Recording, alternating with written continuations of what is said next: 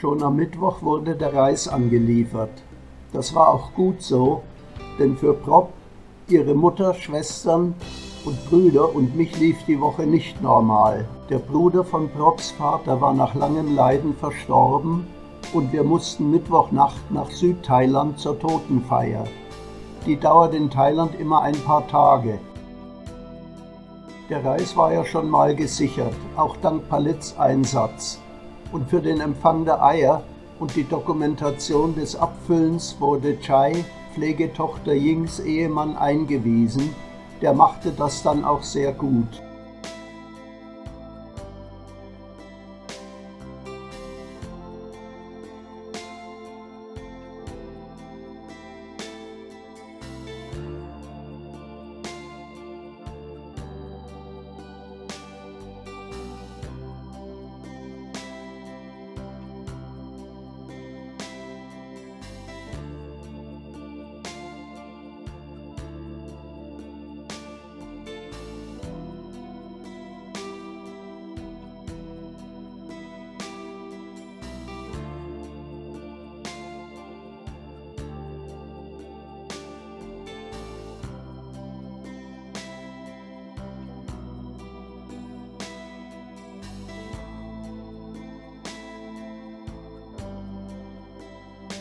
Samstags lief das Eintüten von Reis und Eiern ohne Probleme, denn die Crews haben ja monatelange Routine. Und mit Unterstützung von Tangma konnten sie auch rechnen. Nur Rambo Palit fehlte, weil der mit Oma Sai und Props Bruder Kit nach dem Süden unterwegs war.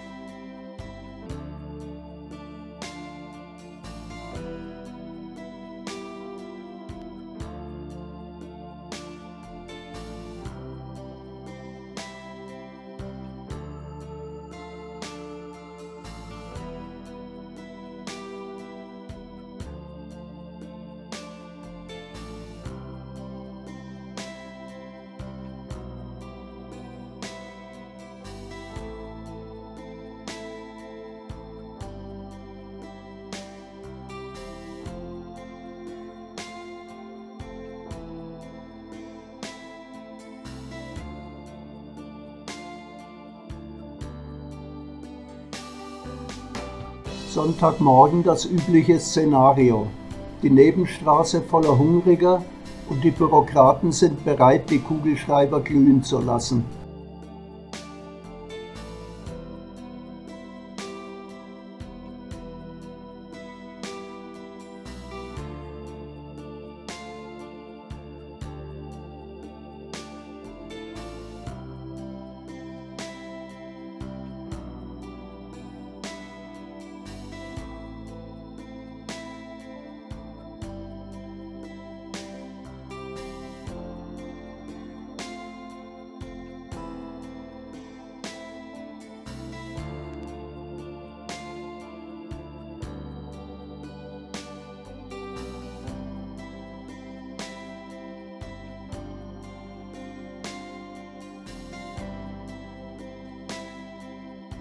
Rambo Palit ist auch schon da. obwohl wir erst spät in der Nacht von der Beerdigung zurückgekommen sind, aber er hat die halbe Fahrt über im Auto geschlafen. Jedenfalls freuen sich Tangma und er sehr, dass sie sich wiederhaben.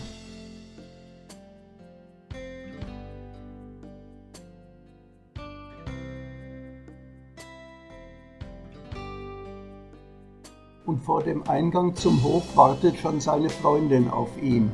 Der muss er ja auch noch erzählen, wie es denn so im Süden war.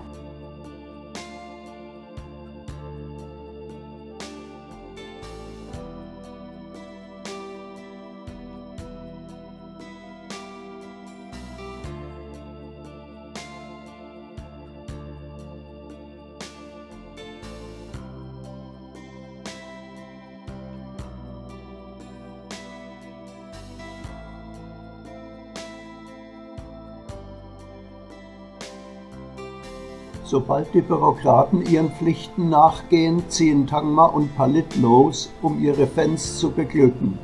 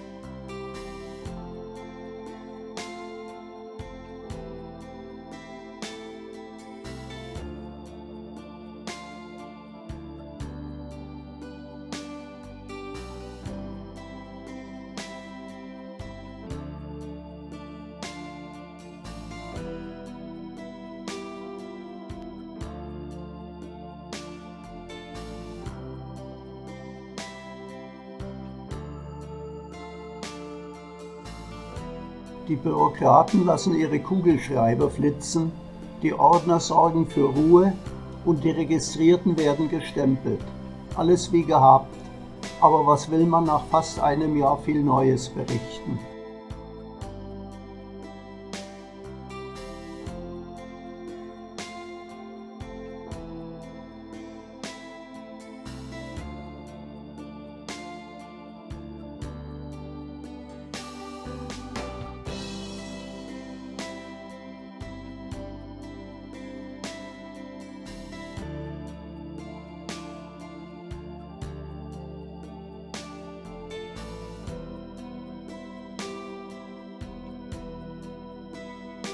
Auch auf der Hauptstraße vor dem Lokal läuft alles seinen gewohnten Gang. Ordnung halten, Nahrungsmittel verteilen, die nicht ganz Fitten über die Straße geleiten und vor allem Nachschub ranschaffen, damit die Warteschlange nicht stoppt, ist die Devise.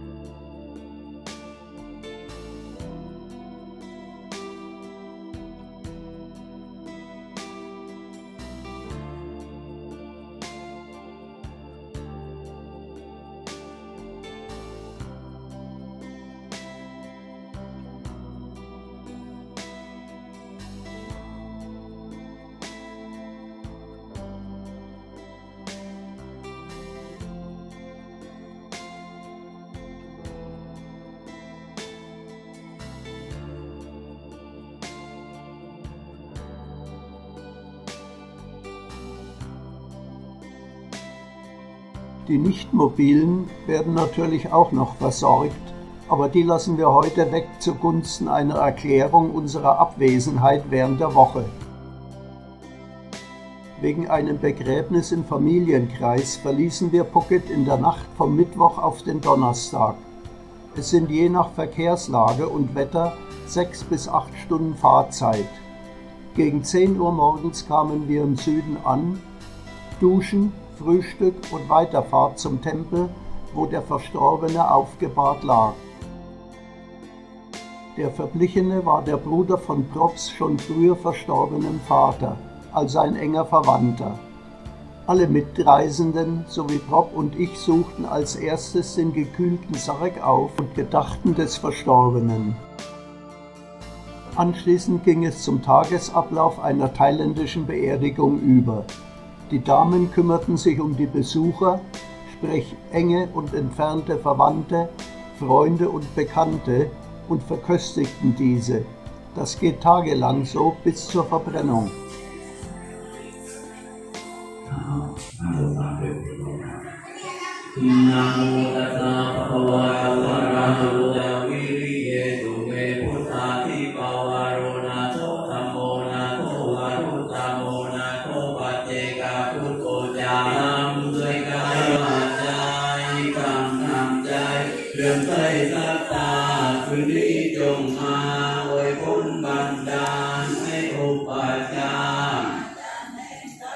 ผู้มีอุปการมารดาบิดายาธิกาลุงพลสังฆนามามิมาตาปิตาโรนามามิอาญาติเยนามามิ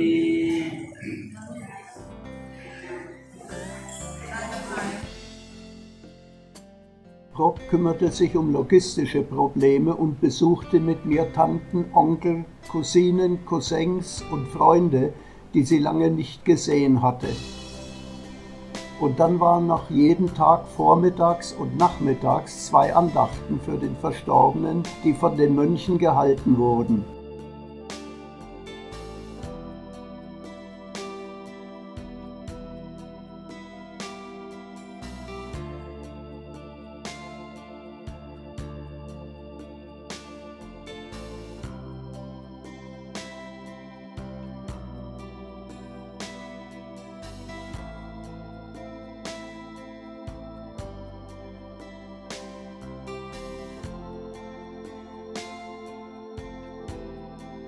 Dazu kamen verschiedene Zeremonien, die Mönche verpflegen und den Toten Geschenke mitgeben.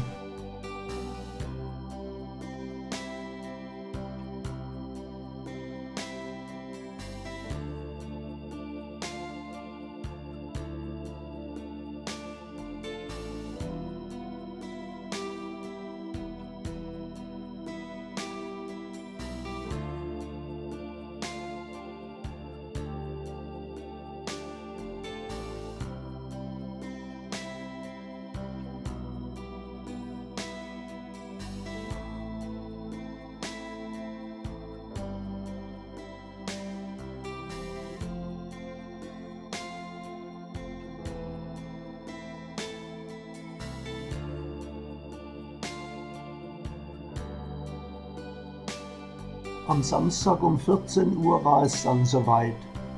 Nach der letzten Andacht prozessierten alle Trauernden am Sarek vorbei, gaben dem Toten eine Blume mit auf den Weg und dann wurde der Sarek in den Ofen geschoben.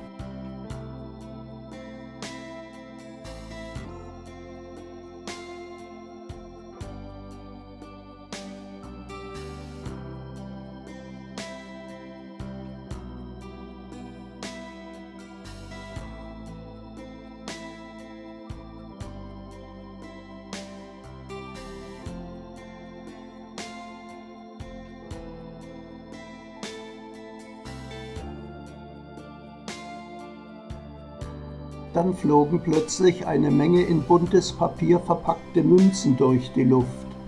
Die Kinder versuchten so viele wie möglich zu ergattern und freuten sich über ihren Fang. Ein für Europäer etwas seltsamer Brauch, der dem Toten eine letzte Freude machen soll.